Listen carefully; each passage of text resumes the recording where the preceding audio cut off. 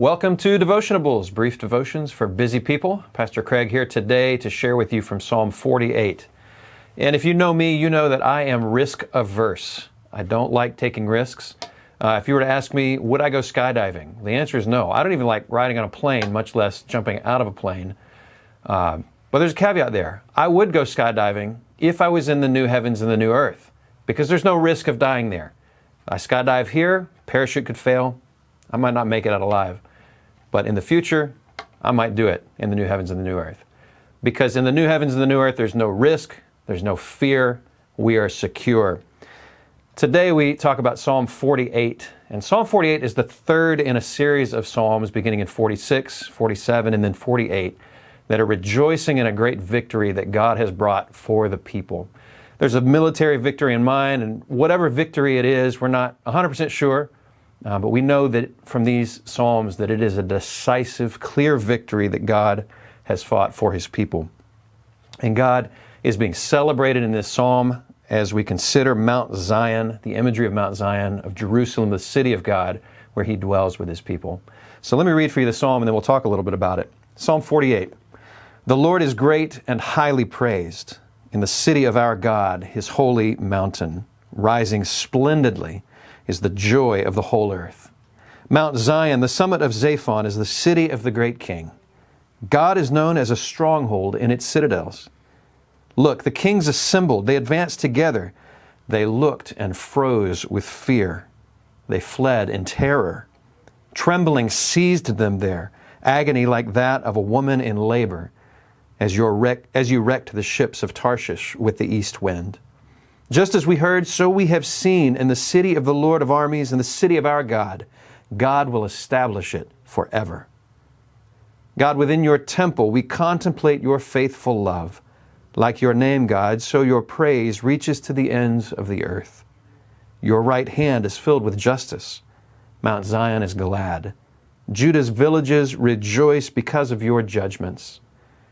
Go around Zion, encircle it, count its ramparts, note its towers, tour its citadels, so that you can tell a future generation, this God, our God, forever and ever, He will always lead us.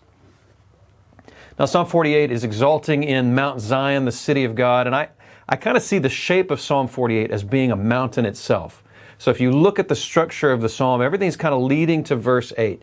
So you've got on the one slope, you've got verses 1 through 7 leading up to verse 8. On the other side, kind of in reverse, 14 to 9 leading back up to verse 8. And when you look at that, really verses 1 through 3 and then verses 12 through 14 correspond to each other. Verses 4 through 7 and 9 through 11 correspond with each other as opposing slopes in a sense to this pinnacle, this point in verse 8. And so I want to take a moment to just kind of unpack a little bit what we see happening in these verses and then just encourage you with that today. So we see in verses 1 through 3 the glory of the stronghold of Zion. We see the mountain of God rising above the whole earth. And it's a joy for the people because it's good, because He is good, because God is the King. He's just, He's righteous, He's true. And this indeed is good for all people who would submit to Him. And we see that the city's glorious not because of itself, but because this is where God dwells with His people. God is known as a stronghold in its citadels, it says. The city cannot fall because God Himself is the stronghold. And so the residents of Zion dwell secure with joy, for they dwell with safety in the stronghold of Yahweh Himself. And then we move on to verses 4 through 7, and we see those who oppose Zion cower in dread at the judgment of Yahweh. And you see in those verses that God is so great that those who would dare to assault the city are turned back. They are utterly defeated. They are seized with fear, with dread, just at the mere sight of the city, before the battle has even started. And those who would uphold the stronghold of God are subject to certain humiliation and utter defeat. Agony and utter destruction, devastation is the reward for those who would assail Yahweh. So those are leading us up to verse 8. We'll come back to verse 8, but in verses 9 through 11, we see a contrast with those who would assault the city, that those who dwell in Zion rest in the peace of Yahweh. So you think about those who have come to assault the city and they turn tail in fear and terror and destruction. But rather than wage battle, those who dwell in the city, they're sitting there contemplating the faithful love of God. They are so unbothered by the assault that they can quietly meditate on God's character and attributes and worship Him for it.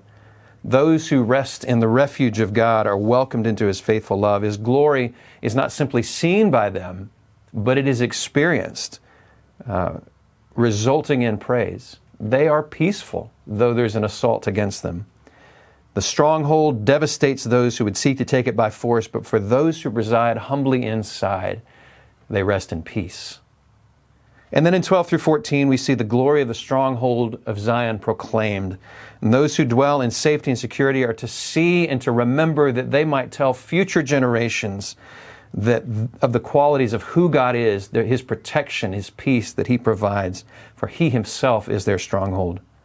Those who dwell secure are to speak to those who are to come of the peace, the safety, the security that we have in our God, that they too may dwell in the stronghold of Zion.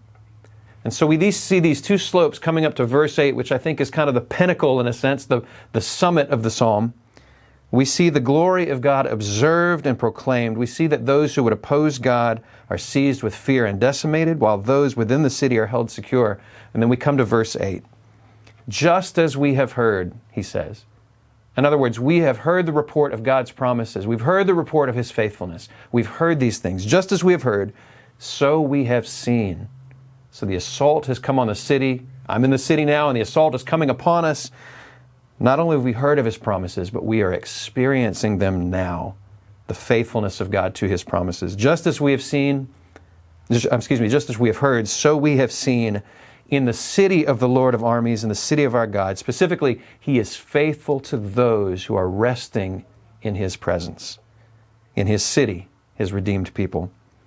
Just as we have heard, so we have seen in the city of the Lord of armies, in the city of our God. God will establish it forever and ever. In other words, His promises will never fail.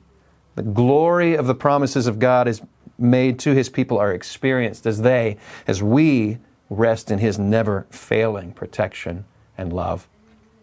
Now, one final observation I want to bring out, and I saw this in Abe Kervela's commentary on this passage, and I think it kind of speaks to this idea, but very interestingly, the English translation obscures some of the Hebrew words here. And so, for example, in verse 2, in the translation I read, it speaks of the summit of Zaphon. Well, Zaphon can also be translated as the word north in Hebrew. Then if we jump to verse 7, we find the word east. It's right there in the text. In verse 10, we find the words right hand, which can be translated also as south.